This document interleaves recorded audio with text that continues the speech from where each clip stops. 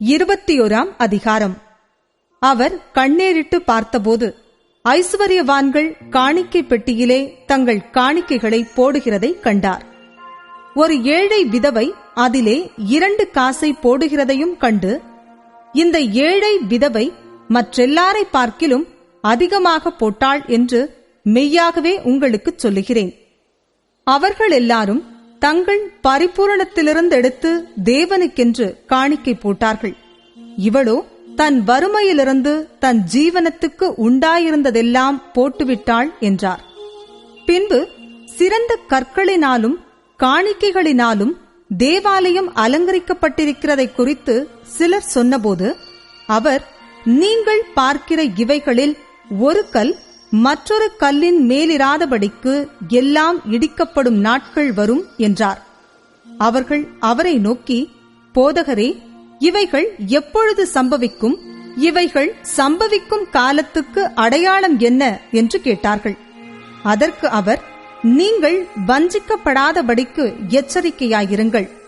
ஏனெனில் அநேகர் வந்து என் நாமத்தை தரித்துக் கொண்டு நான் தான் கிறிஸ்து என்றும் காலம் சமீபித்தது என்றும் சொல்லுவார்கள். அவர்களை பின்பற்றாதிருங்கள். யுத்தங்களையும் கலகங்களையும் குறித்து நீங்கள் கேள்விப்படும் போது பயப்படாதிருங்கள்.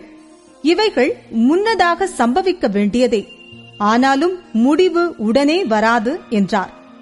அப்பொழுது அவர் அவர்களை நோக்கி, ஜனத்துக்கு விரோதமாய் ஜனமும் ராஜ்யத்துக்கு விரோதமாய் ராஜ்யமும் எழும்பும்.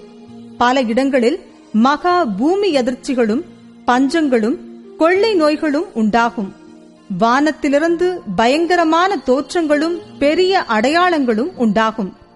இவைகளெல்லாம் நடப்பதற்கு முன்னே என் நாமத்தின் நிமித்தம் அவர்கள் உங்களை பிடித்து ஜெப ஆலயங்களுக்கும் சிறைச்சாலைகளுக்கும் ஒப்புக்கொடுத்து ராஜாக்கள் முன்பாகவும் அதிபதிகள் முன்பாகவும் உங்களை இழுத்து துன்பப்படுத்துவார்கள்.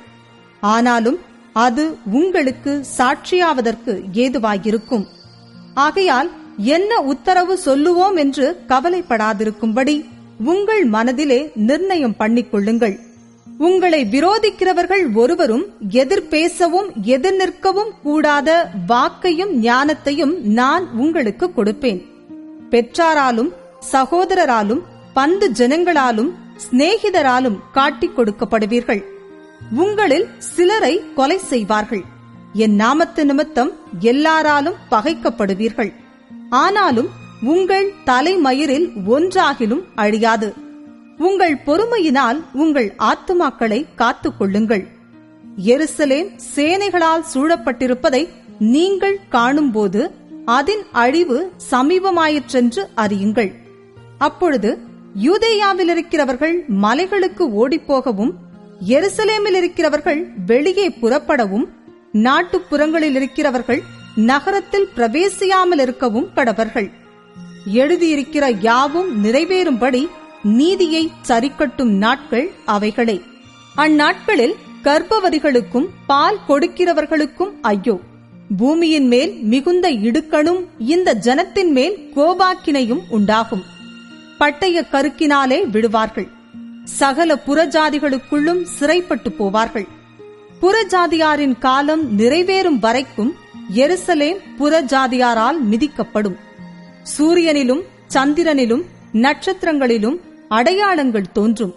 பூமியின் மேலுள்ள ஜனங்களுக்கு தத்தளிப்பும் இடுக்கணும் உண்டாகும். சமுத்திரமும் அலைகளும் முழக்கமாயிருக்கும். வானத்தின் சத்துவங்கள் அசைக்கப்படும். ஆதலால் பூமியின் மேல் வரும் ஆபத்துகளுக்கு பயந்து எதிர்பார்த்திருக்கிறதினால் மனுஷருடைய இருதயம் சோர்ந்து போம். அப்பொழுது மனுஷகுமாரன் மிகுந்த வல்லமையோடும் மகிமையோடும் மேகத்தின் மேல் வருகிறதை காண்பார்கள்.